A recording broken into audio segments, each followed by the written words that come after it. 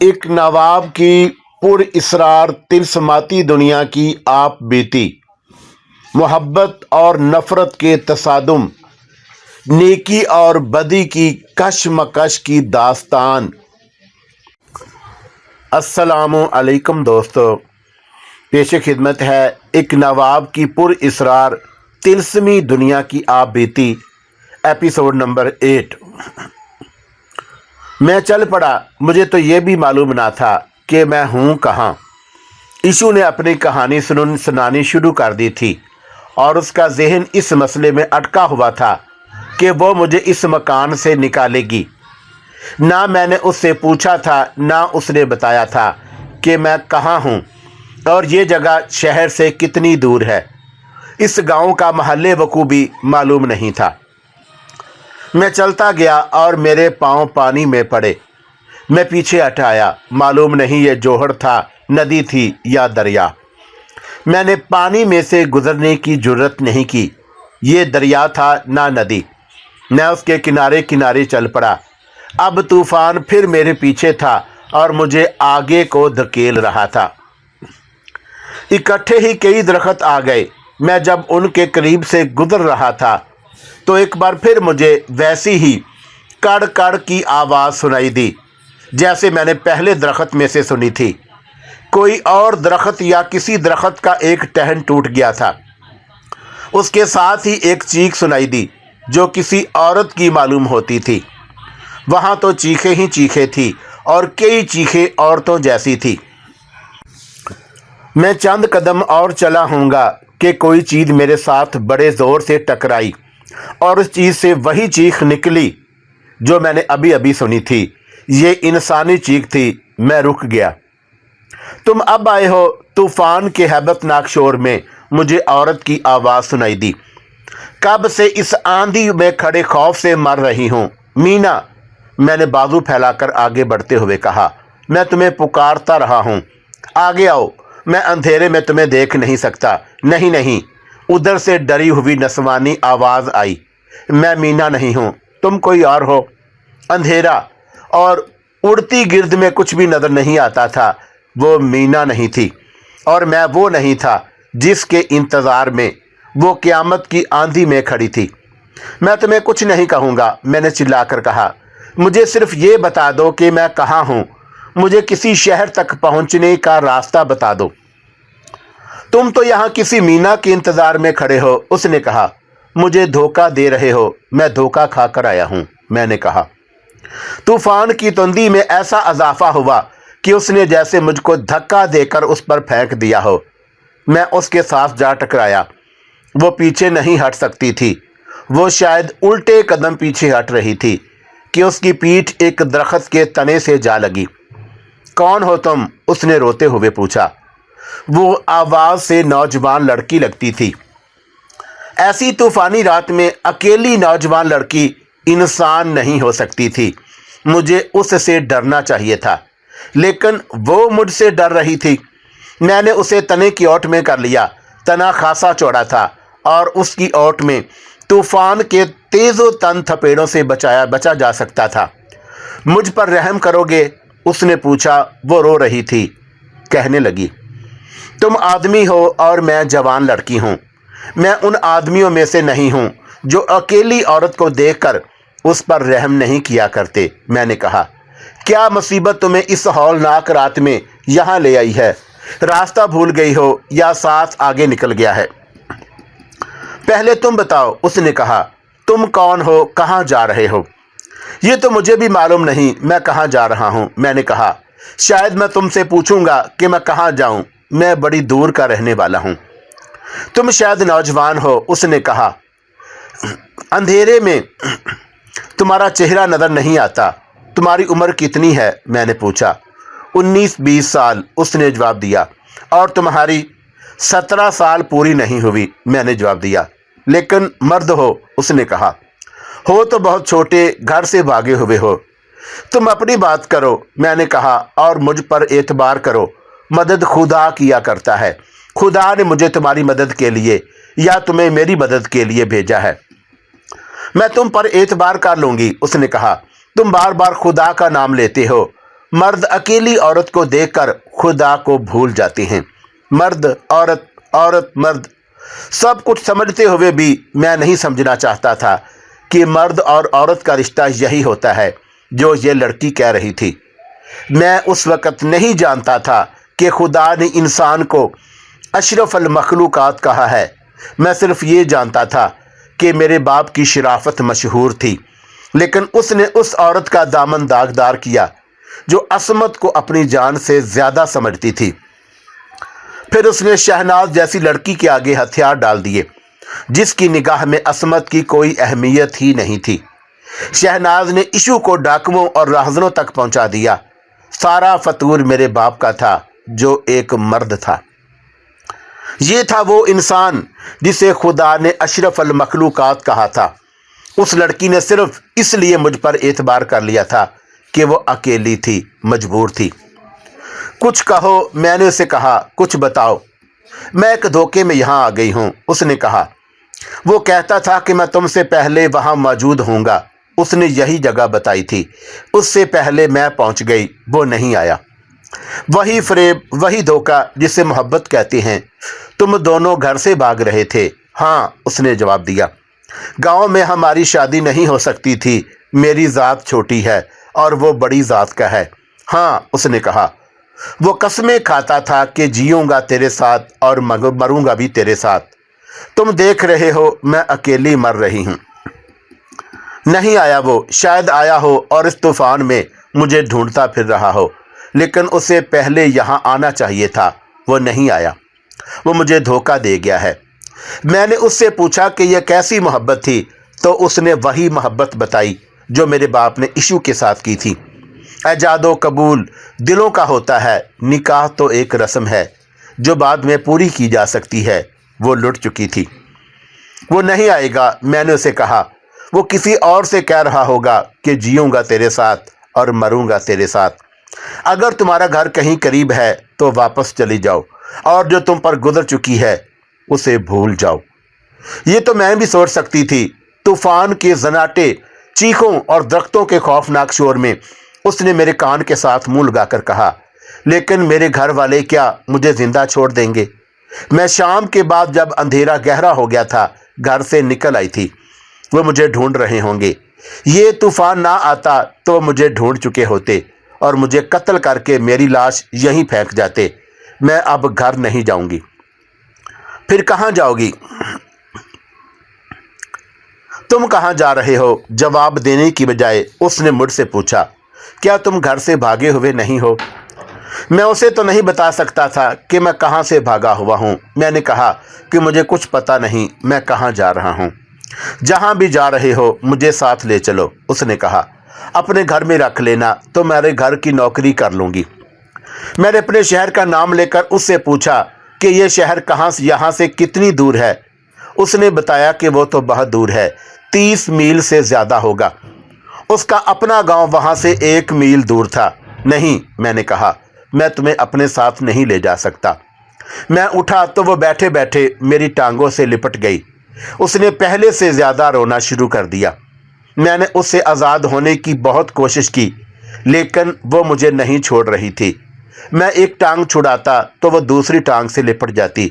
वो आ जाएंगे, वो बार बार कहती, वो मुझे कत्ल कर देंगे। ये ज़्यादा अच्छा होगा, मैंने कहा। जिंदा रहोगी तो हर कोई तुम्हें ताने देता रहेगा। तुम धत्कारी जाओगी, कत्ल हो जाओ। करीब कोई दरिया है तो उसमें कूद जाओ, ख़त्म कर लो अपने आप को। वो उठ खड़ी हुई और उसने दोनों हाथों से मेरा गिरेबान पकड़ लिया। वो तो बिल्कुल ही बदल गई थी। तुम कहते हो मैं कत्ल हो जाऊं? उसने कहा। तूफान के शोर की वजह से वो चिल्ला रही थी। कहने लगी, मैं तुम्हें भी नहीं जाने दूंगी। वो मेरे पीछे आ गए तो मैं कहूँगी कि मैं इसके पीछे आई थी। वो तुम्हें भी कत्ल कर देंगे। मेरे शिकंजे से निकल कर दिखाओ। मैं हंस पड़ा और अपना दामन ना छुड़ाया। बेवकूफ़ लड़की, मैंने कहा। अगर मैं डरने वाला होता तो तुम्हारी पहली चीख से ही डर कर भाग जाता। होश में आओ। क्या मैं ये नहीं कह सकूंगा कि इस लड़की को मैंने पकड़ा है? तूफान की क़यामत से किसी आदमी की आवाज़ उठी, ओए इधर कहाँ आई होगी? देख लो, ज़रा ठहरो। ये आवाज़ हमारे करीब से आई। लड़की मेरे साथ लिपट गई। वो कांप रही थी। आवाज़ दूं उन्हें? मैंने उसके कान में कहा। नहीं। उसने अपना मुंह मेरे कान से लगाया और बोली, मुझे छुपा लो, जो कहोगे मानूंगी। मेरे पास जेवर है, पैसे भी हैं, घर से लाई हूं, सब ले लेना, मैं तुम्हारी लौंडी बनकर रहूंगी। वो रो रही थी। मुझे कुछ नहीं चाहिए, मैंने कहा। खुदा को याद करो, इंसानों के सहारे झूठे होते हैं। ओए, दूर ना निकल जाना। दरख्त के तने की दूसरी तरफ से आवाज आई। ऐसे लगा जैसे ये दरख्त जिसके नीचे हम खड़े हैं बोल पड़ा हो। उस आदमी और हमारे दरमियान दरख्त का सिर्फ ये तना हायल था। डर ये था कि उस शख्स के दूसरे साथी भी इधर ही आ जाएंगे। हमारा पकड़ा जाना कोई मुश्किल नहीं रहा था। लड़की इस तरह मेरे साथ चिपक गई थी जैसे मेरे वजूद में समा जाने की कोशिश कर रही हो। मुश्किल ये थी कि मैं उस आदमी के कदमों की आवाज़ नहीं सुन सकता था। पता नहीं चल सकता था कि वो चल पड़ा है या वहीं खड़ा है, और अगर चल पड़ा है तो किस तरफ चला है। मेरे दिमाग में एक तरकीब आ गई। इस इलाके में भेड़िए हुआ करते थे। कहते थे कि कभी कभी धारीदार शेर भी नजर आता है। उस आदमी ने अपने साथियों को फिर पुकारा। मैं भेड़िए की तरह घुराया, फिर भौंका। मैं भेड़िए की आवाज़ से वाकिफ था। उस शख्स के मुंह से अजीब सी आवाज़ निकली। ऐसी आवाज़ें खौफ या अचानक सदमे से बेइख्तियार मुंह से निकला करती हैं। मुझे उसके दौड़ने की आहट सुनाई दी। आपने कुत्ते को देखा होगा। कभी कभी कुत्ता आसमान की तरफ मुंह करके बड़ी लंबी हू जैसी आवाज़ निकाला करता है। कहते हैं कि कुत्ता रो रहा है। भेड़िए रात को इकट्ठे होते हैं तो इसी तरह मुंह ऊपर करके आवाज़ें निकालते और चीखते हैं। उस आदमी के भाग जाने के बाद मैंने उसी किस्म की आवाज़ निकाली ताकि वह दूर निकल जाए। मेरी ये आवाज़ें कामयाब रहीं। चलो निकलो, मुझे बड़ी बुलंद आवाज़ सुनाई दी। भेड़िए हैं। मैंने बहुत वक्त इंतज़ार किया, उनमें से किसी की आवाज़ ना आई। ये जो यहाँ पहुँच गया था ना, ये आवाज़ से मेरा चचा मालूम होता था। लड़की ने कहा। ये जो कोई भी थे तुम्हें ढूंढ रहे थे। मैंने कहा। तुम इस इलाके से वाकिफ होगी? क्या आगे कोई नदी या दरिया है? दरिया है, उसने जवाब दिया। मालूम नहीं तुम मुझे किस तरफ ले जाओगे। दरिया एक तरफ मुड़ जाता है। मैं उससे गुलू खलासी करा सकता था। मालूम नहीं मैं मर्दानगी की शेखी में आ गया था या जाने मुझे कैसा जोश आ गया था। मैंने उसे अपने साथ रखने का तहैया कर लिया और कुछ भी ना सोचा कि तूफान गुजर जाने और अंधेरा छट जाने के बाद क्या होगा और मैं कहाँ हूँगा। खतरा मोल लेना बुरा नहीं होता, बशर्ते कि खतरा सोच समझ कर मोल लिया जाए। मैंने सिर्फ खतरा मोल लिया था, सोचा कुछ भी नहीं था। अब उस तरफ चलो जिस तरफ तुम्हारा गांव नहीं, मैंने उसे कहा। कहीं ऐसा ना हो कि वह तुम्हें ढूंढने वाले रास्ते में मिल जाएं। कहाँ चलेंगे ये भी मुझे मालूम नहीं, मैंने जवाब दिया। मैं अपने घर नहीं जाऊंगा। तूफान का जोर टूटने लगा। अब ज़रा आसानी से चला जा सकता था। दूर चमक सी होती थी। ये शायद बिजली चमकती थी। ये एक और रुकावट चली आ रही थी। बारिश थी। मैंने लड़की से कहा, तेज़ चले। तुमने मुझे बताया नहीं, उसने कहा। तुम कहाँ से आ रहे हो और कहाँ जा रहे हो? घर से भाग आया हूँ, मैंने जवाब दिया। मुझे अपना कोई फिक्र नहीं, फिक्र सिर्फ तुम्हारा है। तुम्हारे साथ बहुत बड़ा धोखा हुआ है। मेरा बस चले तो मैं ऐसे आदमी को कत्ल कर दूं। मुझे अब ख्याल आता है कि वह बदमाश आदमी था, उसने कहा। मेरी एक सहेली को हमारे ताल्लुक़ का इल्म था। उसने मुझे कई बार कहा था कि इस आदमी के साथ ताल्लुक़ तोड़ लो क्योंकि उसका दोस्ताना चोरों बदमाशों के साथ है। मेरी सहेली ठीक कहती थी। हमारे गांव में एक मकान है जिसमें बाहर के आदमी आते जाते रहते हैं। गांव का कोई आदमी उस मकान में नहीं जाता। ये आदमी जिसके साथ मेरा ताल्लुक़ था वहाँ जाता था। ये बदमाशों का अड्डा होगा, मैंने कहा। वहाँ बाहर की औरतें भी आती होंगी। सुना है रात को आती हैं, उसने कहा। एक औरत तो हर वक्त वहाँ रहती है, उसे सब खराब औरत कहते हैं, लेकिन मैं उसे बदमाश नहीं समझती। एक रोज़ मुझे बाहर मिल गई और कहने लगी कि इस आदमी का ख्याल दिल से निकाल दो, ये तुम्हें ना जाने किस तरह ख़राब करेगा। मैंने उसे कहा कि ये दिल का मामला है, मैं मजबूर हूँ। ईशु ने कहा कि तुम अभी बच्ची हो, नादान हो। क्या नाम लिया है उस औरत का? मैंने हैरान होकर पूछा। ईशु, उसने जवाब दिया। सब उसे खराब औरत कहते हैं। اور اس کی عزت بھی کرتے ہیں۔ اس کے متعلق مشہور ہے کہ آسمان سے تارے توڑ لاتی ہے اور آسمان پر تارے لگا بھی آتی ہے۔ اس نے آہ لے کر کہا اور میں نے اس وقت اس کی بات نہ سنی اور آج بھگت رہی ہوں۔ وہ کہتی تھی کہ مرد اور حیوان میں کوئی فرق نہیں ہوتا، حیوان کو کسی کے ساتھ محبت نہیں ہوتی، وہ جسم ہی جسم ہوتا ہے اور جسم کو ہی پہچانتا ہے، اور تم دل کی بات کرتی ہو، وہ کوئی اللہ والا ہوتا ہے جو دوسروں کے دل کی طلب کو سمجھتا ہے۔ اس وقت مجھے ایشو بری لگی تھی اور میں کہتی کہ یہ بدمعاش عورت محبت کو کیا جانے۔ اس کا مطلب یہ تھا کہ لڑکی اسی گاؤں کی رہنے والی تھی جس گاؤں کے ایک مکان سے میں فرار ہو کر آ رہا تھا، اور یہ لڑکی اسی مکان کا ذکر کر رہی تھی۔ میں نے اسے بتانا مناسب نہیں سمجھا تھا کہ میں ایشو کو جانتا ہوں۔ اس مکان کے متعلق لوگ کیا باتیں کرتے تھے؟ میں نے پوچھا۔ بڑی ڈراؤنی باتیں کرتے ہیں، اس نے جواب دیا۔ ایک بات تو یہ بتاتے ہیں کہ کسی زمانے میں اس مکان میں 2 جوان لڑکیوں کو قتل کیا گیا تھا۔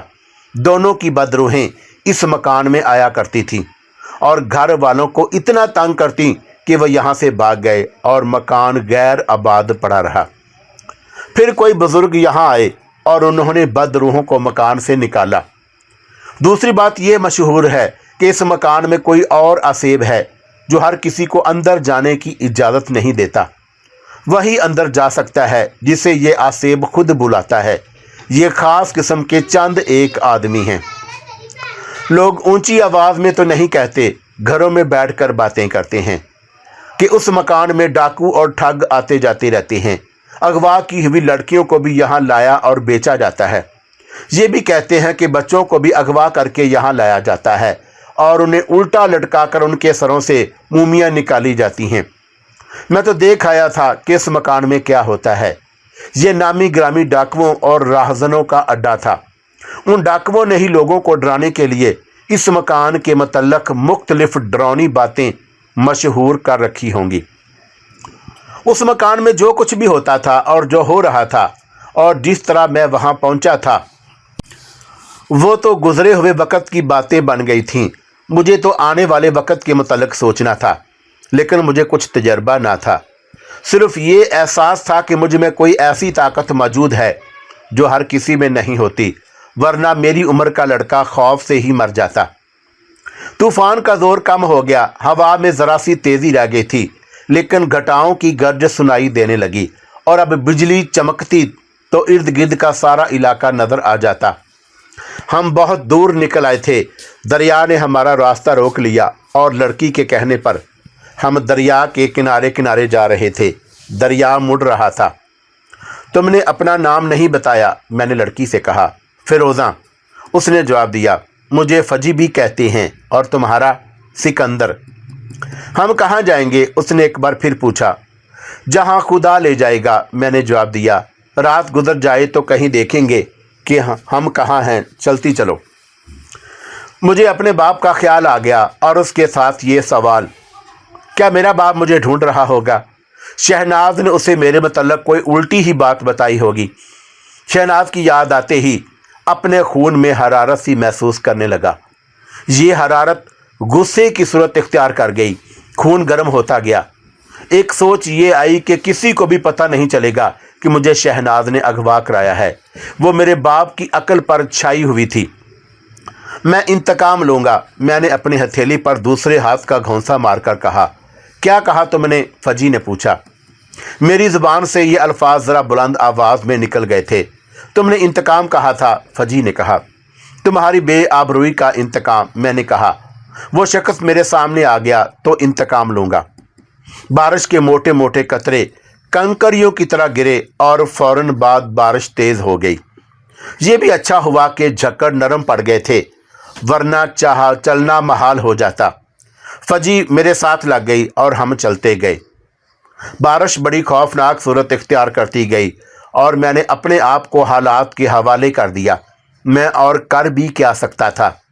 17 سال کی عمر میں ذہنی طور پر کوئی اتنا بالغ نہیں ہو سکتا کہ اس قسم کے خوفناک حالات کا مقابلہ کر سکے، لیکن میں صاف طور پر محسوس کیا کرتا تھا کہ میں ذہنی طور پر وقت سے پہلے بالغ ہو گیا تھا۔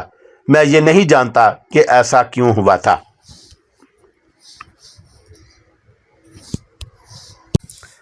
मैं फ़िलासफ़र होता तो आपको बताता कि खौफ क्या और ज़हनी बलोगत क्या होती है और ये किस तरह हासिल की जाती है। खौफ के मतलब मैं इतना ही जानता हूँ कि खौफ इतना ही ज़्यादा होता है जितना उसे कबूल करो।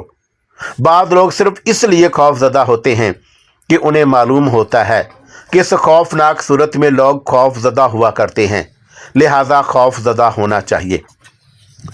मैं अपनी आप बीती को दर्दनाक बना सकता था। मैं मजलूम था, मैं उसे मजलूमियत की दास्तान बना सकता था। अगर मैं दर्द के रंग में बात करूं तो आपके आंसू निकाल दूं। खुद ही गौर करें, माँ की गोद में मचलने वाला अकलौता बच्चा अंधेरी रात में तूफानों में घिरा हुआ पनाहें ढूंढ रहा था। उसका बाप था, घर था, मगर ये घर उसके लिए जलता हुआ तनूर बन गया था। वहाँ उसके लिए गुनाह था या मौत, और उसे गुनाह मंजूर ना था और मरना भी नहीं चाहता था। फिर मैं भी उस दास्तान को दर्दनाक नहीं बनाऊंगा। किसी और दुख ज़दा का जिक्र आया तो उसके दुख और आलाम आपको सुनाऊंगा। बहुत सदियां पहले वो छोटा सा किला हुआ करता था। ये सिकंदर आजम के ज़माने का था या मुग़ल शहनशाहों के ज़माने का। ये कभी किला था और अब खंडर।